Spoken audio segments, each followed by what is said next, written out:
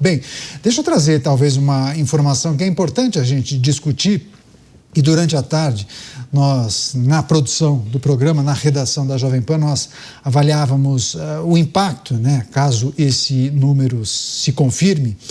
Novas estimativas do FMI, que é o Fundo Monetário Internacional, revelam que o Brasil poderá atingir uma dívida pública equivalente a 100% do Produto Interno Bruto já em 2027, quando se inicia o próximo mandato presidencial.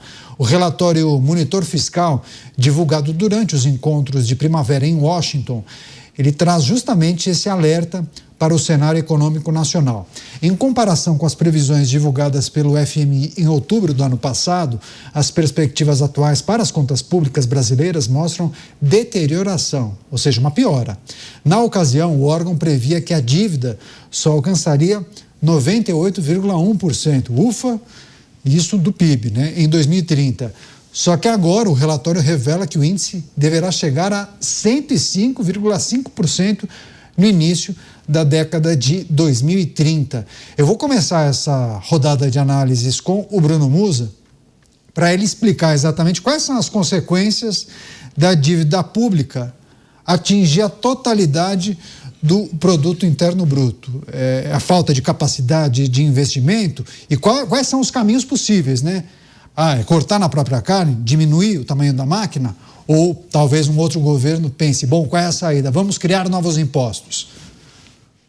Vamos lá, o primeiro ponto aqui eu acho importante nós colocarmos que há diferenças na metodologia, da forma como o FMI analisa o percentual da dívida sobre o PIB e o Banco Central brasileiro. A forma como o FMI analisa é o seguinte: toda a dívida emitida por parte do governo, ou seja, o governo emite uma dívida, as pessoas, eu, você, os fundos, não importa, compram título público e esse dinheiro financia o governo para os seus gastos correntes. Quando nós falamos que a dívida atingiu 100% do PIB, significa que a dívida brasileira hoje, no PIB que está mais ou menos 12,7 trilhões, vai atingir exatamente o mesmo montante do que você produz. O PIB é o resultado de tudo que o Brasil produz. Significa que você vai ter uma dívida de tudo que você produz. Não há espaço no orçamento para você investir, planejar, porque tudo que você tem, tudo que você produz é consumido por essa dívida nesse mesmo montante. Isso significa que quanto mais endividado você é, mais as pessoas exigem taxa de juros para emprestar para você. Se você está muito endividado, Caniato, e eu vou emprestar dinheiro para você ou vice-versa, não importa aqui, significa que, ora, o risco do Caniato não me pagar de volta é alto porque ele é extremamente endividado. Então, se eu decidir emprestar, eu empresto a uma taxa de juros mais alta. Isso funciona em qualquer aspecto da vida, na pessoa física, na empresa ou num país. Mas voltando aqui, a metodologia do FMI, ela fala que toda a dívida, então, emitida por um país, inclusive aquela que não foi vendida à população, mas que está na carteira do Banco Central, é contabilizada como dívida. O Banco Central brasileiro, ele não contabiliza essa dívida que está na carteira do Banco Central, apenas a que foi vendida para o público. Isso significa que, quando nós analisamos e vemos na grande mídia, quando mostra a dívida pública do Brasil está 80% do PIB, ela não está levando em consideração toda a dívida emitida. E o FMI, que é a metodologia usada internacionalmente, leva em consideração toda a dívida emitida, porque por mais que não tenha sido vendida, ela já foi emitida, ela é um passivo do Banco Central. Portanto, a dívida PIB no Brasil, ela, sob essa metodologia do FMI, vai atingir os 100%. É basicamente o resultado de tudo que o país produz. Quando essa dívida cresce, significa que você paga a taxa de juros. E tem maiores. E tem um ponto importante aqui. Diferente de países avançados, Estados Unidos, Inglaterra, quase 48% da dívida total do Brasil, que hoje está por volta de 10,5 trilhões de reais, quase metade dessa dívida é pós-fixada. Se o juro sobe, corrige todo o estoque dessa dívida. Metade dessa dívida é corrigida pela taxa de juros. E a taxa de juros sobe porque ela precisa estar alta para conter a inflação, uma vez que o governo gasta mais do que arrecada e estimula a inflação e o consumo. Consequentemente, essa dívida, ela cresce, o estoque da dívida cresce. Ora, Bruno, então por que o governo não emite mais dívida pré-fixada? Porque a demanda é menor. Será que você emprestaria para o governo uma taxa pré-fixada quando você não sabe o futuro e essa taxa de juros pode subir? Diferente dos Estados Unidos, que algo como 75%, 80% da dívida, ela é pré-fixada. E aí, você tem um risco calculado, você tem uma provisão de quanto você vai pagar em juros. Quando a dívida é pós-fixada, você não sabe. E se você não consegue captar sem ser pós-fixada, é porque o teu risco já é mais elevado. E é nessa sinuca de bico que a gente se encontra. Pois é curioso também, né? Porque há alguns dias nós falávamos sobre o endividamento da população, das famílias brasileiras. E hoje essa projeção da dívida pública no Brasil, né? Que poderia chegar a 100% do PIB em 2027 em uma metodologia diferente, como bem explicou o Bruno, né? A metodologia adotada pelo FMI é diferente daquela que é usada pelo Banco Central. Deixa eu passar para o Roberto Mota, trazer também os apontamentos e as reflexões acerca desse estudo e dessa projeção, mas indica um sinal de alerta ligado permanentemente, né? A depender dos próximos passos, talvez o sinal vermelho, né, tenha de ser aceso pelas autoridades. E vermelho é a cor correta, Caniato, porque essa dívida é o resultado do pensamento socialista. Deixa eu traduzir o que o Bruno explicou muito bem. O país está numa situação igual à de um chefe de família que pega empréstimo em cima de empréstimo para manter um padrão de vida insustentável. E ele acaba pegando o empréstimo para pagar os outros empréstimos que estão pendentes. O país gasta mais do que arrecada. Então, ele acumula uma dívida que sempre cresce. Imagine o pai de família que hoje deve 50 mil, daqui a 6 meses está devendo 100 mil, ano que vem vai estar devendo 200 mil. O resultado é óbvio quando você coloca esse problema em linguagem clara. O resultado é desastre. Ninguém sabe ao certo quando o desastre acontecerá. A gente não sabe se é daqui a alguns anos ou se será no tempo de vida dos nossos filhos ou dos nossos netos. Mas o desastre é inevitável. O orçamento da União, o orçamento do governo federal, é de 5 trilhões e meio de reais. A metade disso, 2 trilhões e meio, vai só para pagar os juros e a amortização da dívida. É evidente que essa dívida um dia explodirá. Em algum momento ela vai ficar tão grande que não vai ser mais possível pagá-la. Pois é, e a grande dúvida, né? O que farão os próximos governos, as próximas administrações? Talvez esse seja um tema muito importante para o processo eleitoral, né? A gente observa muitos debates em relação a temas que mexem pouco com o dia a dia da população. E essa é uma questão que certamente precisará vir e ser debatido nos programas e nos debates eleitorais. Deixa eu passar para o Cristiano Beraldo, quando a gente traz essa notícia, um alerta do FMI, uma dívida pública que poderia atingir a totalidade da produção de riquezas de um país, né? 100% do PIB no ano de 2027. A partir disso, o que é preciso considerar, olhando para o processo eleitoral e para os desafios do próximo governante? Fala-se tanto, né? O que a gente vai fazer? Qual é o plano para o Brasil? Você acha que passou boa parte dos últimos meses destacando a ausência de um plano para o Brasil.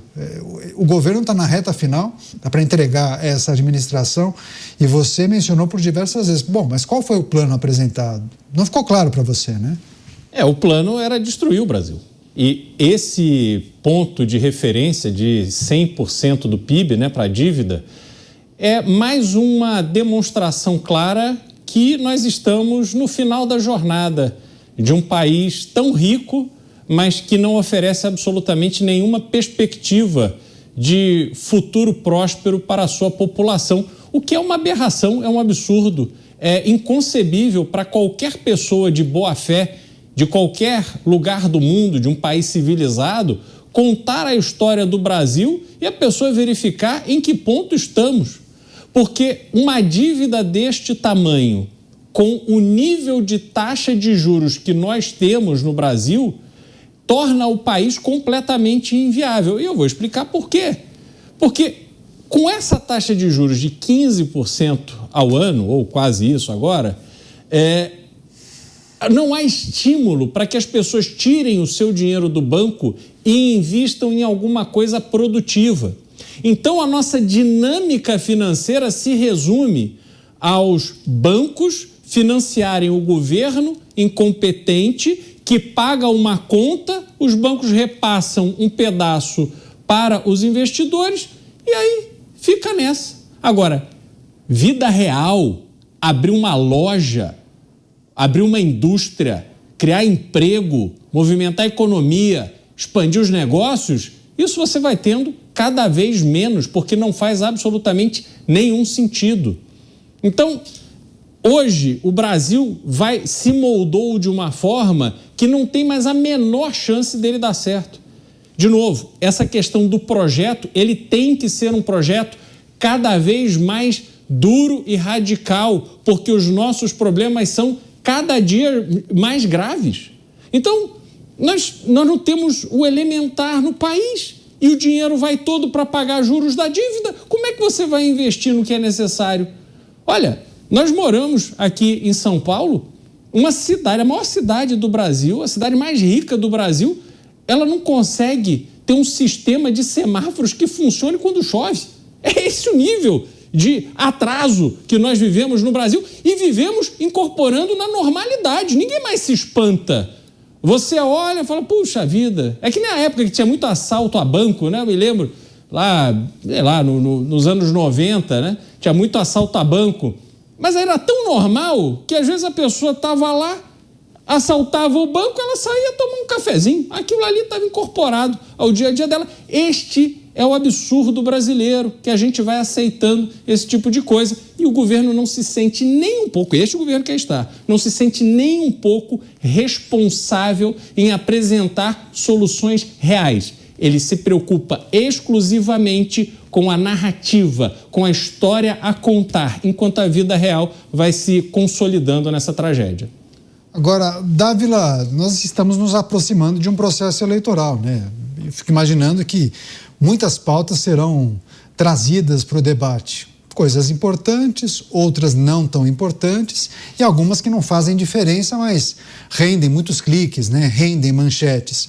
Quando a gente fala para o endividamento de um país, me parece um assunto fundamental e crucial. É preciso debater exatamente quais medidas serão tomadas para que o país saia dessa situação. Você, como um estudioso e também alguém que cobra as autoridades e os homens públicos para que caminhem em direção a um país melhor, gostaria de deixar que tipo de mensagem ou elencar quais aspectos que são fundamentais a serem tratados nesse debate eleitoral? Bom, primeiro que se o PT continuar no poder, há um enorme risco de alguma forma de calote para tentar resolver o problema da dívida, porque o Brasil vai se tornar ingovernável já a partir de 2027. E como é um governo incapaz de cortar despesa, eles vão apelar para alguma coisa de calote. Como é que é o calote? Por exemplo, pode ser a inflação começa a aumentar justamente para corroer o valor do real e aí diminui o passivo. Essa é uma forma, né? Pode ter uma que vai forçar, ter uma espécie de juro negativo aqui para penalizar aqueles que têm dinheiro em banco aqui para poder ver se consegue pagar algum tipo de calote, ou a palavra chique em inglês é default, vai acontecer, não tem a menor dúvida, se for um governo do PT. Se for um governo da direita, que segue a cartilha da economia de mercado, da livre economia, vai ser uma solução à la Milei, ou seja, cortar despesa pública. É fácil? Lógico que não é fácil, mas vai ter que fazer, não tem jeito. E a hora de se tomar medidas impopulares é justamente no início de um mandato.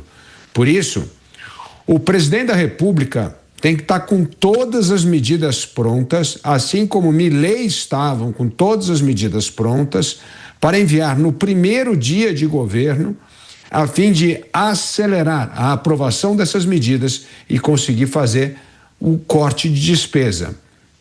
Isso significa desconstitucionalizar gastos públicos, acabar com gastos obrigatórios, desindexar os benefícios.